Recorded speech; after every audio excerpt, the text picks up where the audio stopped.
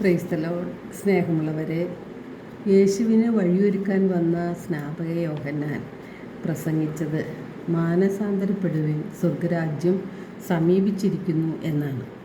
യേശു തൻ്റെ ദൗത്യം ആരംഭിച്ചപ്പോൾ പ്രസംഗിച്ചതും മാനസാന്തരപ്പെടുവിൻ, സ്വർഗരാജ്യം സമീപിച്ചിരിക്കുന്നു എന്നാണ്. അപ്പോൾ മാനസാന്തരത്തിൻ്റെ ആവശ്യകതയാണ് യേശുനാഥൻ സൂചിപ്പിക്കുന്നത്. മാനസാന്തരത്തിൻ്റെ ആവശ്യം എന്താണെന്ന് നാം ചിന്തിക്കണം. ഉൽപ്പത്തി 6:5 നാം കാണുന്നത്, ഭൂമിയിൽ മനുഷ്യൻ്റെ ദുഷ്ടത വർദ്ധിച്ചിരിക്കുന്നുവെന്നും അവൻ്റെ ഹൃദയത്തിലെ ചിന്തയും ഭാവനയും എപ്പോഴും ദുഷിച്ചതു മാത്രമാണെന്നും കർത്താവ് കണ്ടു. അപ്പോൾ മനുഷ്യൻ്റെ ഹൃദയത്തിൽ ദുഷിച്ച ചിന്തകളും മനുഷ്യൻ്റെ തിന്മകളും ഭൂമിയിൽ വർദ്ധിച്ചതുകൊണ്ടാണ് അവനവൻ ചെയ്യുന്ന തെറ്റുകളെക്കുറിച്ചുള്ള ഒരു ബോധ്യം വന്ന് ആ മനസ്സിൽ മാറ്റമുണ്ടാകണം എന്ന് ദൈവം ആഗ്രഹിക്കുന്നു. മനുഷ്യ ഹൃദയത്തിൽ മാനസാന്തരമുണ്ടായാൽ മാത്രമേ തിന്മകളെ ഉപേക്ഷിക്കുവാനും ദൈവത്തിൻ്റെ വചനമനുസരിച്ച് ജീവിക്കുവാനും സാധിക്കുകയുള്ളൂ. അപ്പോൾ മാത്രമാണ് ആത്മാക്കളെ രക്ഷപ്പെടുത്താൻ നമുക്ക് സാധിക്കുന്നത്.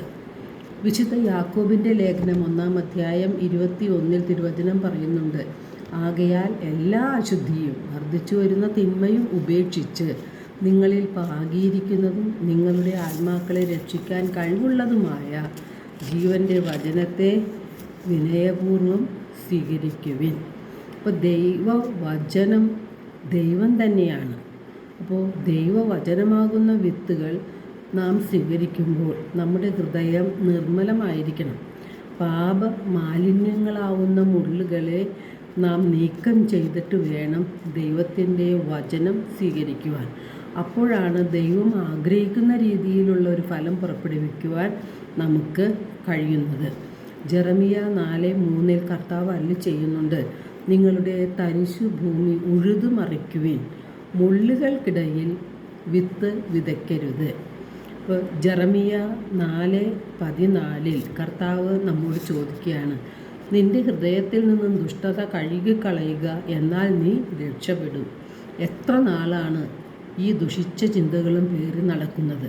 അപ്പോൾ നമ്മുടെ ഹൃദയത്തിലുള്ള ചിന്തകളും ദുഷ്ടവിചാരങ്ങളും നമ്മുടെ ദുഷ്ടപ്രവർത്തികളും നമ്മെ നാശത്തിലേക്കാണ് കൊണ്ടുപോകുന്നത്. നമ്മുടെ ആത്മാവിൻ്റെ നാശത്തിനത് കാരണമാകും.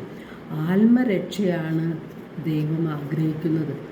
ഓരോരുത്തരുടെയും ആത്മാവിനെ രക്ഷപ്പെടുത്തേണ്ടത് എങ്ങനെയെന്ന് തിരുവചനങ്ങളിലൂടെ കർത്താവ് നമ്മോട് പറയുന്നുണ്ട്. ആദ്യമേ നമ്മുടെ ഹൃദയത്തിൽ മാറ്റം വന്ന്, നമ്മുടെ ചിന്തകളിൽ മാറ്റം വന്ന്, നമ്മുടെ മനോഭാവങ്ങളിൽ മാറ്റം വന്ന്, ചെയ്തു പോയ പാപങ്ങളെക്കുറിച്ചുള്ള ഒരു അനുതാപമുണ്ടായി അതനുസരിച്ച് ഹൃദയശുദ്ധി വരുത്തിയ ശേഷം ദൈവവചനമാകുന്ന ദൈവത്തിൻ്റെ വാക്കുകൾ നമ്മുടെ ഹൃദയത്തിൽ സ്വീകരിക്കണം. അപ്പോൾ മാത്രമാണ് നമുക്ക് ഫലം പുറപ്പെടുവിക്കാനായിട്ട് കഴിയുന്നത്, വചനമനുസരിച്ച് ജീവിക്കാൻ കഴിയുന്നതും അപ്പോഴാണ്. അപ്പോൾ എല്ലാവർക്കും ഒരു നല്ല ദിനം ആശംസിക്കുന്നു. ദൈവം നമ്മെ ഓരോരുത്തരെയും സമൃദ്ധമായി അനുഗ്രഹിക്കട്ടെ.